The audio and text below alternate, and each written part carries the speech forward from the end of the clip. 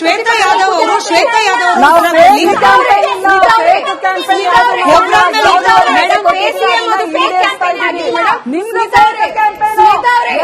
ಗಟ್ಟಿಯಾಗಿ ಬಿಜೆಪಿನ ಪ್ರಶ್ನೆ ಕೇಳ್ತಾರಲ್ಲ, ಅದೇ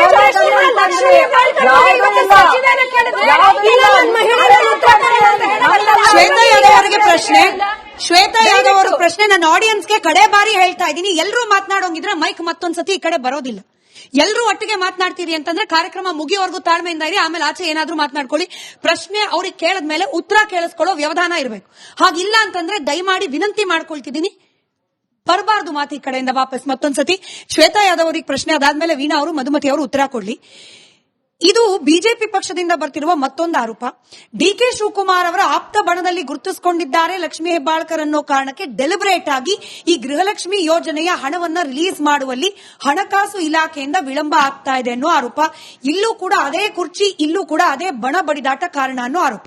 ನಾನು ಇದನ್ನ ಸ್ಟಾರ್ಟಿಂಗ್ ಅಲ್ಲೇ ನಾನು ಮೆನ್ಷನ್ ಮಾಡಿದೆ. ಯಾಕೆ ಅಂತ ಅಂದ್ರೆ ಈ ಎರರ್ ಅಂತ ಬರ್ತದಲ್ಲ, ಹ್ಯಾಂಡ್ಲರ್ಸ್ ಅಂತೆಲ್ಲ ಹೇಳ್ತಾರಲ್ಲ ಸ್ಟೇಟ್ಮೆಂಟ್ಗಳು, ಅದರಲ್ಲೇ ಗೊತ್ತಾಗುತ್ತೆ ಯಾರು ಬಣ ಬಡಿದಾಟ, ಯಾರು ಬಣದವರು, ಯಾರ್ಗ ಅಪೋಸಿಟ್ ಅಂತ. ಅದು ಕಾಂಗ್ರೆಸ್ ಅವ್ರಿಗೆ ಚೆನ್ನಾಗಿ ಅರ್ಥ ಆಗ್ತಿದೆ ನಾನು ಹೇಳ್ತಾ ಇರೋದು. ಇವಾಗ ಡಿಕೆ ಸಿಎಂ ಅಂತ ಯಾರಪ್ಪ, ಡಿಕೆ ಅವ್ರನ್ನ ಸಿಎಂ ನಾನು ರಿಸೀವ್ ಮಾಡಿದೆ ಅಂತ ಯಾರ ಪೇಜ್ ಇಂದ ಬಂದಿತ್ತು?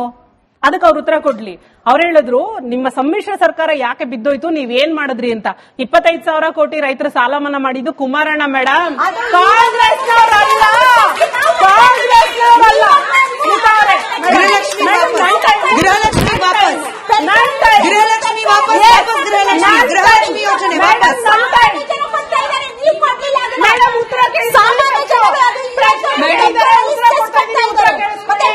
ನೀವು ಶ್ವೇತಾ ಯಾದವ್ ಅಲ್ಲ, ಅವ್ರು ಉತ್ತರ ಕೊಡ್ತಿದ್ದಾರೆ, ಕೇಳಿಸ್ಕೊಳ್ಳಿ. ನೀವು ಮುಂದುವರಿಸಿ. ಗೃಹಲಕ್ಷ್ಮಿ ಯೋಜನೆ ಗ್ಯಾರಂಟಿ ಘೋಷಣೆ ಮಾಡಿ ನಾವು ಅಧಿಕಾರ ಹಿಡ್ದಿರ್ಲಿಲ್ಲಪ್ಪ, ಆದ್ರೂ ನಾವು ಸರಾಯಿನ ಬ್ಯಾನ್ ಮಾಡಿದ್ವಿ. ಇದೇ ಮಹಿಳಾ ಸಬಲೀಕರಣ. ತಿಳ್ಕೊಳ್ಳಿ ಇದನ್ನ ಫಸ್ಟ್. ಕಾಂಗ್ರೆಸ್ನವರು ಡಿಪೆಂಡೆನ್ಸಿ ಕಳಿಸಿ 2,000 ಕೊಟ್ರೆ ಮಾತ್ರ ಮಹಿಳಾ ಸಬಲೀಕರಣ ಅನ್ಕೊಂಡಿದ್ದಾರೆ. ದೇವೇಗೌಡರು ಅವರ ಟರ್ಮ್ ನಲ್ಲಿ 33% ರಿಸರ್ವೇಶನ್ ತಂದಿದ್ದು. ಇದು ಮಹಿಳಾ ಸಬಲೀಕರಣ ಅಂತ ಅಂದ್ರೆ ನಿಮ್ಮ ಮಧುಮಿತಾ ಅವರು ಸರ್ಕಾರದ ನಡುವೆ ಇದೇ ಕಾಂಗ್ರೆಸ್ ಅವ್ರ ಜೊತೆ ನಾವು ಸರ್ಕಾರ ಮಾಡಿದಾಗ ಸಿಎಂ ಕುಮಾರಣ್ಣನವ್ರನ್ನ ಅವರ ಕೆಲಸಕ್ಕೆ ಅಡಚಣೆ ಮಾಡಿ ಇಲ್ಲಿಂದ ಬೇರೆ ಪಾರ್ಟಿಗೆ ಇವ್ರನ್ನ ಕಳಿಸ್ಬಿಟ್ಟು MLAಗಳನ್ನ ಸರ್ಕಾರ ಬೀಳಿಸಿದ್ದು ಇದೇ Congress.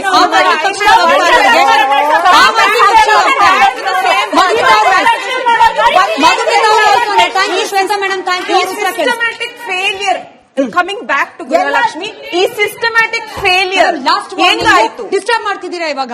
Last warning, we are running out of time. Let's come back to answers.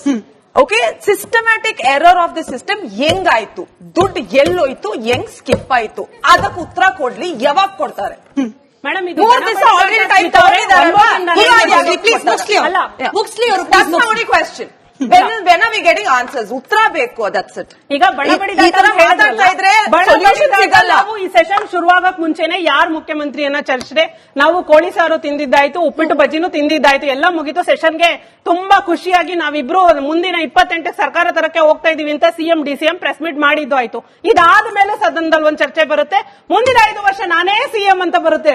ಮುಖ್ಯಮಂತ್ರಿಗಳು ಹೇಳ್ತಾರೆ ನಾನೇ ಸಿಎಂ ಅಂತ ಅಂದ್ಮೇಲೆ ಇದ್ರಲ್ಲಿ ಲಕ್ಷ್ಮೀ ಹೆಬ್ಬಾಳ್ಕರ್ ಅವರು ಡಿಕೆಶಿ ಬಣ ಇಲ್ಲ ಇವ್ರ ಬಣ ಅಂತ ಯಾಕೆ ಬರಬೇಕು ಪ್ರಶ್ನೆ? ಇದು ರಾಜ್ಯದ ದುಡ್ಡು, ರಾಜ್ಯ ಜನತೆಗೆ ಸೇರ್ಬೇಕಾಗಿರೋಂತ ದುಡ್ಡು, ಇದನ್ನ ಅವ್ರು ಕೊಡ್ಬೇಕಾಗಿರೋಂಥದ್ದು ಫೈನಾನ್ಸ್ ಮಿನಿಸ್ಟರ್ ಆಗಿ ಸಿಎಂ ಅವ್ರ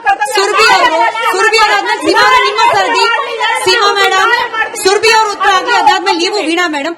ಈ ಬಣ ಬಡಿದಾಟದ ಮತ್ತೊಂದು ಮಜಲು ಅಥವಾ ಮತ್ತೊಂದು ಸ್ವರೂಪವೇ ಫಿನಾನ್ಸ್ ಡಿಪಾರ್ಟ್ಮೆಂಟ್ ಇಂದ ಗೃಹಲಕ್ಷ್ಮಿ ಯೋಜನೆಗೆ ಹಣ ಡಿಲೇ ಆಗ್ತಿರೋದು. ಇದು ನಾನ್ ಹೇಳಿರೋದು, ನೀವ್ ಹೇಳಿರೋದಲ್ಲ ಸ್ಮಿತಾ. ಇವತ್ತು ಸದನದಲ್ಲಿ ಚರ್ಚೆ ಆಗಿರುವಂತದ್ದು ಫೈನಾನ್ಸ್ ಡಿಪಾರ್ಟ್ಮೆಂಟ್, ಅದು ಕ್ಲಿಯರ್ ಆಗಿ ಹೇಳಿರುವಂತದ್ದು. ಫೈನಾನ್ಸ್ ಡಿಪಾರ್ಟ್ಮೆಂಟ್ ಮುಖ್ಯಮಂತ್ರಿಗಳು ಅವರದ್ದು ಜವಾಬ್ದಾರಿ, ಹಾಗಾಗಿ ಅಲ್ಲಿಂದ ಬಂದಿರುವ ಮಾಹಿತಿಯ ಪ್ರಕಾರವಾಗಿ ನಾವು ಹೇಳಿರುವಂತದ್ದು ಅಂತ. ಇದು ಬಣ ಬಡಿದಾಟ ಅಲ್ವಾ? ಸರ್ಕಾರವನ್ನ ಈ ಬಣ ಬಡಿದಾಟದಲ್ಲಿ ಸರ್ಕಾರ ನಡೀತಾ ಇಲ್ಲ. ಕರ್ನಾಟಕದ ಮಹಿಳೆಯರು ಲಕ್ಷ್ಮೀ ಹೆಬ್ಬಾಳ್ಕರ್ ಅವರು ಅಬಲರಲ್ಲ, ಕರ್ನಾಟಕ ಸರ್ಕಾರ ನಿರ್ಬಲ. ಹಾಗಾಗಿ ನಾವು ಇರುವಂತಹ ಸರ್ಕಾರದಲ್ಲಿ ಯಾವುದೇ ಆದಂತಹ ಅಭಿವೃದ್ಧಿ ಕಾಣೋದಕ್ಕೆ ಸಾಧ್ಯ ಇಲ್ಲ. ಯಾಕೆಂದ್ರೆ ಇರುವಂತಹ ಫೋಕಸ್ ಇರೋದು ಮುಖ್ಯಮಂತ್ರಿ ಕುರ್ಚಿ. ಇವತ್ತು ಪ್ರತಿಪಕ್ಷವಾಗಿ ನಾವು ಕೇಳಿರುವಂತಹ ಪ್ರಶ್ನೆ ಬಹಳ ವ್ಯಾಲಿಡ್. ಇಲ್ಲಿರುವಂತಹ ಎಲ್ಲಾ ಮಹಿಳೆಯರನ್ನು ಯಾರಾದ್ರೂ ಸ್ಥಾನದಲ್ಲಿ ನಿಂತಿದ್ರೆ ಅವರು ಉತ್ತರ ಕೊಡಕ್ಕೆ ಸಾಧ್ಯವಾಗ್ತಿತ್ತು. ಆದ್ರೆ ಇವತ್ತು ಅವ್ರು ಉತ್ತರ ಕೊಡಕ್ ಆಗಿಲ್ಲ. ಯಾಕೆಂದ್ರೆ ಇದೇ ಬಡ ಬಡಿದಾಟ, ಅಲ್ಲಿ ಇಂಟರ್ನಲ್ ಸ್ಯಾಬಟಾಜ್ ಆಗ್ತಾ ಇದೆ. ಅದನ್ನ ತಿರ್ಗಾ ಯಾವುದೇ ಆದಂತಹ ಮುಖ್ಯಮಂತ್ರಿಯ ವಿಷಯ ಚರ್ಚೆ ನಡೀತಿರೋದು 2.5 ವರ್ಷಗಳಿಂದ ಅದು ಬರ್ತಿರೋದು ಬಿಜೆಪಿಯಿಂದ ಅಂತ ಅಲ್ಲ, ಮಾಧ್ಯಮದಂತ ಅಲ್ಲ. ಲಕ್ಷ್ಮೀ ಹೆಬ್ಬಾಳ್ಕರ್ ಅವರು ರಾಜೀನಾಮೆ ಕೊಡಬೇಕು. ಯಾಕಂದ್ರೆ ಆಯ್ತು ಶ್ವೇತಾ ಮೇಡಮ್, ನೀವು ಉತ್ತರ ಕೊಟ್ರಿ ನಾವು ಕೇಳಿಸ್ಕೊಂಡಿದೀವಿ. ಶ್ವೇತಾ ಅವರೇ ನೀವು ಉತ್ತರ ಕೊಟ್ರಿ ನಾವು ಕೇಳಿಸ್ಕೊಂಡಿದೀವಿ. ಲಕ್ಷ್ಮೀ ಹೆಬ್ಬಾಳ್ಕರ್ ಅವರು ರಾಜೀನಾಮೆಯನ್ನ ಕೊಡಬೇಕು. ಯಾಕಂದ್ರೆ ಮಾಧ್ಯಮದ ಮುಂದೆನೋ ಪ್ರೆಸ್ ಮೀಟ್ ಅಲ್ಲೋ ಅಥವಾ ಜನರ ಮುಂದೆ ಸುಳ್ಳು ಹೇಳಿರೋದಲ್ಲ, ಬದಲಾಗಿ ಕಲಾಪದ ಅವಧಿಯಲ್ಲಿ ಆನ್ ದ ಫ್ಲೋರ್ ಸುಳ್ಳು ಹೇಳಿದ್ದಾರೆ. ಹೀಗಾಗಿ ರಾಜೀನಾಮೆಯನ್ನ ಕೇಳ್ತಾ ಇದೆ ವಿರೋಧ ಪಕ್ಷ. ನೋಡಿ, ಯಾಕೆ ರಾಜೀನಾಮೆ ಕೊಡಬೇಕು ಅಂತ ನಾನು ಕೇಳ್ತಾ ಇರೋದು. ವಿಷಾದ ವ್ಯಕ್ತಪಡಿಸಿದ್ದಾರೆ, ಅಜಾಗೃತನ ಆಗಿದೆ ಅಂತ ಒಪ್ಕೊಂಡಿದ್ದಾರೆ. ಇದಾದ್ಮೇಲೆ ಯಾಕೆ ರಾಜೀನಾಮೆ ಕೊಡಬೇಕು? ನೀವು ಕೇಂದ್ರದಿಂದ 108 ಪ್ರಾಮಿಸ್ ಮಾಡಿದ್ರಲ್ಲ, ಇವ್ರು ಹೇಳ್ತಾ ಇದ್ರು ಬಣ ಬಡಿದಾಟ. ನಮ್ದು ಯಾವುದೇ ಬಣ ಇಲ್ಲ, ಒಂದೇ ಬಣ, ಅದು ಕಾಂಗ್ರೆಸ್ ಬಣ. ನೀವು ಟ್ಯಾಗ್ಲೈನ್ ಮಾಡ್ತಾ ಇದ್ದೀರಾ. ನೀವು ಮಾತಾಡ್ಬೇಕಾದ್ರೆ ನಾನು ಡಿಸ್ಟರ್ಬ್ ಮಾಡಿಲ್ಲ. ನೀವೆಲ್ಲ ಮಾತಾಡ್ಬೇಕಾದ್ರೆ ನಾನು ಡಿಸ್ಟರ್ಬ್ ಮಾಡಿಲ್ಲ. ನೀವು ದಯಮಾಡಿ ನಾನು ಮಾತಾಡೋದನ್ನ ಕೇಳಿಸ್ಕೊಳ್ಳುವಂತ ತಾಳ್ಮೆ ಇರಲಿ. ಬಿಜೆಪಿ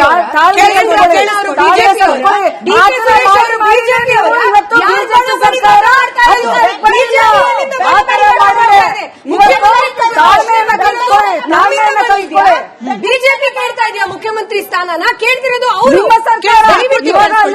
ಅದನ್ನ ಹೇಳ್ಬೇಡಿ ನೀವು. ನಿಮ್ಮ ಪಕ್ಷದಲ್ಲಿ ಬಣ ಬಡಿದಾಟ ಯಾವುದೇ ರೀತಿಯಾದ ಬಣ ಬಡಿದಾಟ ಇಲ್ಲ.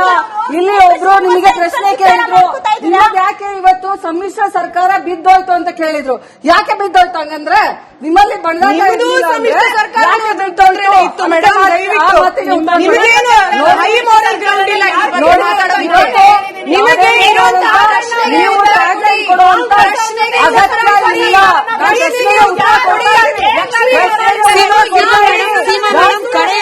ಕಡೆಯ 2 ನಿಮಿಷ ಉತ್ತರದ ಬಗ್ಗೆ ಮಾತಾಡೋಣ. ಮಧುಮಿತಾ ಅವ್ರು ಹೇಳ್ದಾಗೆ ಸುರಭಿ ಅವರೇ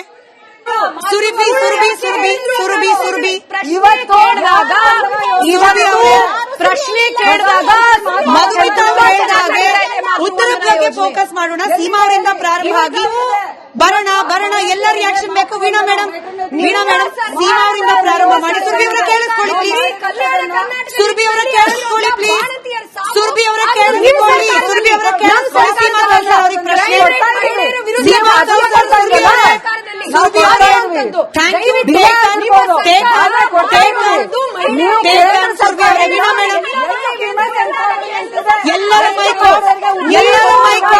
ಎಲ್ಲರದು ಮೈಕ್ ಆಫ್ ಆಗಿದೆ. ಕಡೆದಾಗಿ 2 ಪ್ರಶ್ನೆ. 2 ತಿಂಗಳ ಹಣ ಬರುತ್ತಾ ಇಲ್ವಾ? ಬಾಕಿ ಹಣ ಯಾವಾಗ ಬರುತ್ತೆ? ಸೀಮಾ ಅವರು, ಅದಾದ್ಮೇಲೆ ವೀಣಾ ಅವರು. ಸೀಮಾ ಅವರು ಪ್ರಾರಂಭ ನೋಡಿ. ಇವಾಗ ಹೇಳಿದರೆ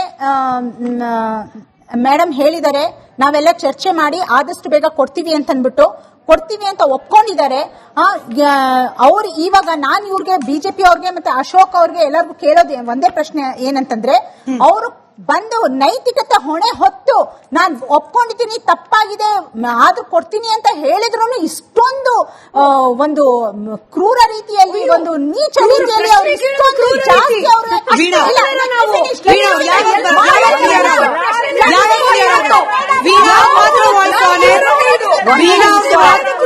ವೀಣಾ ಅವ್ರದ್ದು ಮಾತ್ರ voice on air. Veena madam ಆಯ್ತು. Thank you madam. Veena madam ನೋಡಿ, ಇಲ್ಲಿ ರಾಜೀನಾಮೆ ಕೊಡುವಂತ ಪ್ರಶ್ನೆ ಇಲ್ಲ. ಇವತ್ತು ಉಪಮುಖ್ಯಮಂತ್ರಿಗಳು ಫೈನಾನ್ಸ್ ಡಿಪಾರ್ಟ್ಮೆಂಟ್ ಇಂದ ನಾವು ಇದನ್ನ ಮಾಹಿತಿ ತಗೋಬೇಕು ಅಂತ ಹೇಳಿದ್ರು. ಅಲ್ಲಿ ಕೇಂದ್ರದಲ್ಲಿ ನಾವು ನಿರ್ಮಲಾ ಸೀತಾರಾಮನ್ ಅವರು ಇದ್ದಾರೆ. ಅವರು ಕೂಡ ಸಾಕಷ್ಟು ಲೆಕ್ಕಗಳನ್ನ ಕೊಟ್ಟು ಲೋಪದೋಷಗಳನ್ನ ಮಾಡಿರ್ತಾರೆ. ಮಾನ್ಯ ಪ್ರಧಾನಮಂತ್ರಿಗಳು ಕೂಡ ಅದನ್ನೇ ಹೇಳ್ಬೇಕಲ್ಲ. ಫೈನಾನ್ಸ್ ಡಿಪಾರ್ಟ್ಮೆಂಟ್ ಇಂದ, ಫೈನಾನ್ಸ್ ಮಿನಿಸ್ಟ್ರಿ ನಾನು ಮಾತಾಡ್ತಾ ಇದ್ದೀನಿ. ನೀವು ಫೈನಾನ್ಸ್ ಡಿಪಾರ್ಟ್ಮೆಂಟ್ ಇಂದ